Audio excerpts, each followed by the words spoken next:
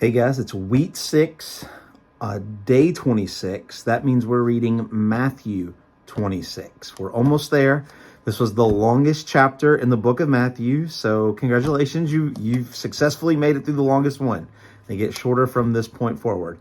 And so we begin really the beginning of the end, right? And so we end on last week on Friday with 25. And then on 26, it says, and Jesus had finished all these things. He said to disciples, you know that after 2 days, the Passover is coming.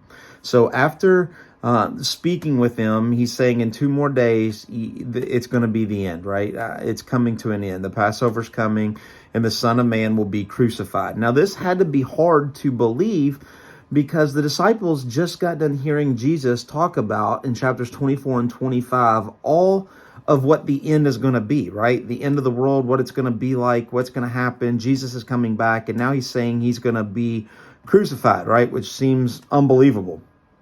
And so it comes together. We see Jesus gets anointed at Bethany. And so he's there in Bethany. Remember, they've been staying in Bethany, coming to Jerusalem because Jerusalem is crowded. Everybody's coming over for Passover. And while he's there, they're at the house of Simon the leper, of course, a Gentile that nobody would have been around, but Jesus would have, right? A leper. He's there, and it says that a woman came up to him. Now, we know from the book of John, chapter 12, that this is Mary. This is the sister of Martha, Mary and Martha, and Lazarus, the man who Jesus resurrected out of the tomb, right? This is her sister. And so Mary anoints her feet. Anoints his feet, and the disciples are like, what's going on? And we see this quote in Matthew. It says, why this waste? In the book of John, we learn that Judas says this, and it's really interesting that Judas says this, right? Well, why would you waste that on Jesus, right? We could have sold that. We could have got some more money. It just shows you the heart of Judas before what's going to happen later in the chapter. But notice the disciples, and Judas says, why waste it? But Jesus says, for what she has done is a beautiful thing. You know, what the world thinks is wasteful, Jesus thinks is beautiful. Just a little thing to keep in remembrance, right? We get to verse 14. We see that Judas is going to betray Jesus.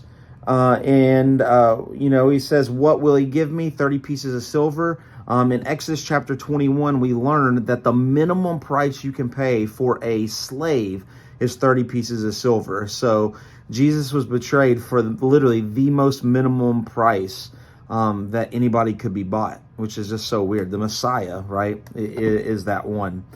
Then we move over to the Passover, the Lord's Supper, right? We kind of have that idea.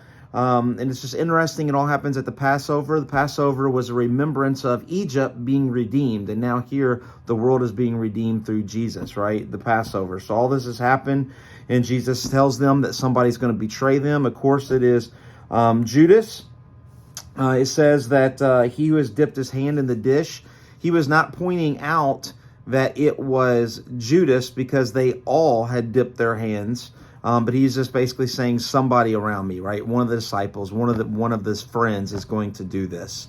And so we see the institution of the Lord's Supper where he takes the bread, he breaks it, he takes the wine and pours it out. So we kind of have this, and he says he will not do this again until I'm in my Father's kingdom.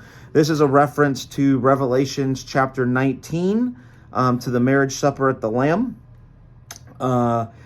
And then let's see, verse 30, Jesus foretells of Peter's denial. He says that somebody is going to deny him. And Peter says, no way, not me. And he says, I'll tell you before the rooster crows, right? Before in the morning, you're going to do this. And we see that. And then they leave from the upper room. They go basically down the valley, up this hill to the Mount of Olives, where all this is happening. Then they come down back towards Jerusalem to Gethsemane. Which is just means the press, the wine press, the olive press. And he goes and he's praying. And there we see in this conversation, one important thing to point out is verse 39. He says, my Father, if it be possible, let this cup pass from me. We know that God would do anything for Jesus because Jesus was praying in the right spirit.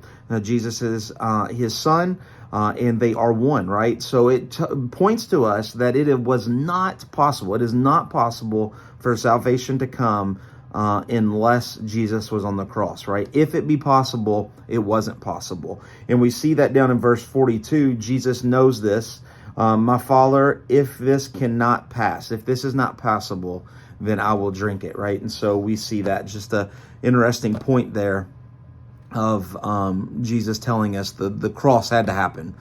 And so we see he says, hey, we got to go back because Judas is about to do his thing, right? We're about to be betrayed in the sin of sinners.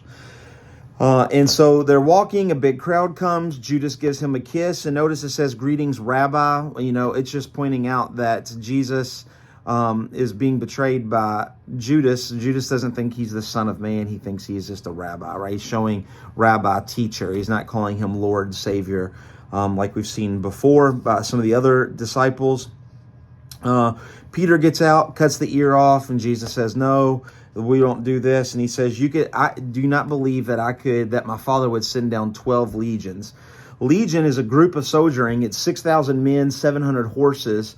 So if you multiply that, he says, do you not believe that my Father would send down 72,000 angels and 8,000 horses to defend me? I don't need you, Peter, but this has to be done. And so the last line there in this section is so sad. Verse 56, and all the disciples left him and fled, right? They all dispersed. They all went away. They were scared. And so they take them in front of the Sanhedrin, Caiaphas, which is the great priest and the great high priest, and basically says he's blaspheming. The Sanhedrin agrees. And so it says that they spit in his face and they struck him. And all during the while, what happened? Peter was in the courtyard, eavesdropping, listening over this. And what happens? A servant girl comes up. He denies him once. Another servant girl comes up to him, denies him twice. And then a crowd comes up to him and says, hey, you're with Jesus. And they deny, and he swears, right? He calls a curse. There's no way I could be.